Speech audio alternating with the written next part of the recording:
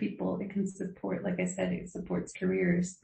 It allows you to live where you want to live and do what you want to do and work with your own people. Mm-hmm. At least I would hope that that's what it would be, right? Mm-hmm. Yeah. And so I see that for myself as an avenue.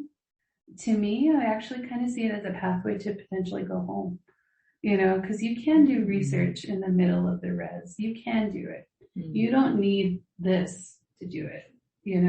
I've done it with my iPad, an old phone and a notebook, I mean, what did they have back then? Yeah, it's nothing fancy. It's really not that bad.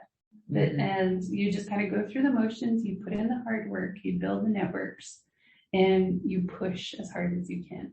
And so I think, to me, I see it as a pathway. And I'm hoping, I am literally one of those people who's out here to get as much as I can so I can eventually go home. Mm-hmm. And so, maybe not right now, maybe not even 10 years from now, mm-hmm. But eventually I hope to be one of those people who can consult and work in place and live in a hogan, like Larry did. And I just admire those people so much who've created that kind of pathway for themselves. And it's been made possible because of education and also because of research. So there's just that flexibility and that freedom, I think. And so to me, it's that meaningful. Mm. Yeah. So I know that you've given multiple values, right, in terms of defining the teaching aspect. Mm-hmm. Any additional values you would add in terms of the research aspect? Definitely humility. Yeah, definitely humility for that. I think, research is built around a premise that you're not going to know everything. And to me, that's humility. And so I think the two go hand in hand. Some people think of research as gathering as much knowledge as you can to become the expert. That's not what research is to me. To me, it's knowing I don't know everything.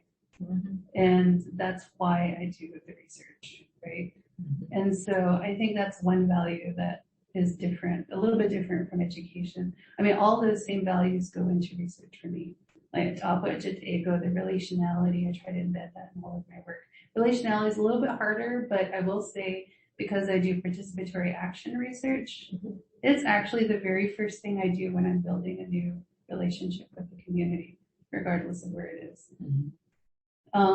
I think that those are values that I bring to that work. Of course, the hard work has to be self-driven. Research is 24/7. It's a life. It's a lifestyle. Yeah. I think definitely the self-direction. Like you don't put it here and then go home and then turn it off, right? No, education's not like that either. Yeah, my mom's 24/7 at teacher mode. Yeah, it's not like that either. I think, humility for sure. Mm. I think you also have to have a real sense of justice about research. And I may not articulate this as well because I just recently got introduced to the idea of data justice. But I think all of us inherently, somewhere in our history, have wanted to research something or find out more to make somebody's life better, mm-hmm. or to equalize injustice somehow. Okay. You felt like it shouldn't have to be that way. Mm-hmm. Why does it have to be that way? And so I think everyone, maybe not everybody, but I feel like most of us who are Native researchers have had that reason for it somewhere mm-hmm. down the line. Mm-hmm. The best researchers I know, the best Native researchers I know, the ones who are most successful are those environmental health researchers who do it because they saw their family suffer, and they felt like it had to be better than that. And so I think that there's always a sense of justice, or at least a desire to attain some level of justice through your research. Mm. So I think that's something that you bring to the work too. Yeah. Mm-hmm. I love that. Yeah, I'll have to think about that more to Makes really me think of superheroes. Get my head around it. Yeah. Okay. So lastly, with the research part, and then that way, and then we'll go right into kind of talking about service. Mm-hmm. Like, how do you, or maybe give maybe one or two examples of how you have involved Native communities in your research? Yeah, basically There's some everything. highlights. Yeah. Because I know that's what you do now. Yeah, I do it every day. It's Yeah. hard to kind of highlight one thing. Mm-hmm.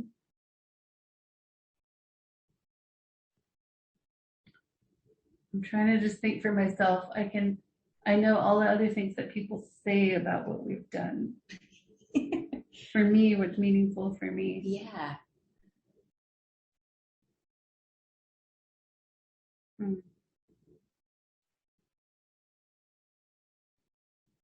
Well, I'm very process oriented. So I think the doing and like the engagement part is what is exciting for me, like the new different pieces. Mm-hmm. All my research work, 100% of it has been with Native communities, 100%. Mm-hmm. And of that 100%, probably like 75 to 80% is with off-reservation American Indians, which I've explained before is like a kind of really specific unique mm-hmm. population. I guess when I think about research and, you give it very like lofty, kind of like those kinds of feelings when you think about it. But really, to me, research is just about connecting with people and looking to others to help you understand an issue better. And the thing that I like about the type of research we do is that we are interviewing experts, and those experts are community people themselves. So like in the project I'm doing right now, I'm interviewing folks here in Albuquerque. They're primarily substance abusing, homeless American Indians. And these are people, nobody would look at these guys as an expert. But when I'm talking to them, I see them as the expert because I want to learn from their experience. And I want to learn what they know. And I want to learn what their issues are, what their concerns are. And then I want to learn the things that they're doing really well at too. And so, we're asking for their help in helping others like them and their relatives and people like that. So I think that flip is something that's interesting for me and something that's fun for me. Mm-hmm. And I think when I think about like experiences of doing research, like specific stories, I'll tell you two specific stories. Okay. So I'm doing, like I mentioned, I'm doing right now, doing 2-hour interviews with people here, primarily substance abuse and homeless Native Americans. And the study is a social network study. So we're trying to examine, get a better sense of the depth of breadth and complexity of people's social networks so that we can find a place within that social network to infuse opioid prevention and substance abuse prevention, education and interventions, right? Okay.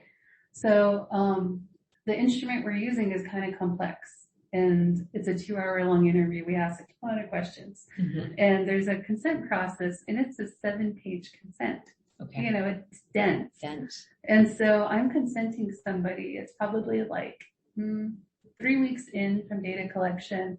Individually, a young man comes in and he's kind of a little bit, looks like he maybe is coming down from something.